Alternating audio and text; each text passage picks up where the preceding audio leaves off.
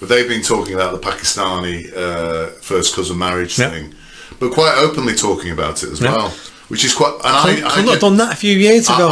You're dead right. I think a non-brown person talking about that, even a year ago, they would have been nervous, but they're speaking openly about it actually. Yeah. And they're talking about you and I. You sent me some stats today, so I could kind of fire into this conversation about the fact that 50% of I think genetic disabilities are now 33% of all children born in this country who have genetic defects are born from Pakistani marriages, which is first cousin marriages. 50% of all severely disabled babies born in this country, 50% of them are from Pakistani first cousin marriages. That's shocking.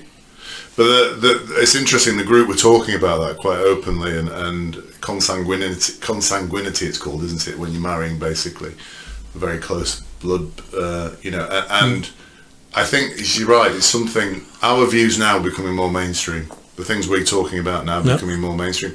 Thanks to the fact we have been talking about them as well. This is the point I was trying to make before about better to do something than nothing.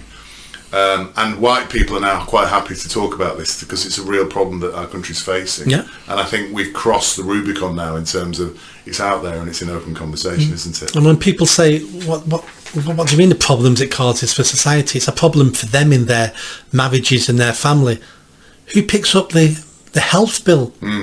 Yeah. The NHS spends billions on this that we shouldn't have to. Yeah. All because of first cousin marriages. Yeah, which have now been banned in Sweden. Got banned, I think, a year or two ago in Norway. Sweden and Denmark are trying to get it through the parliaments now to ban first cousin marriages. Yeah.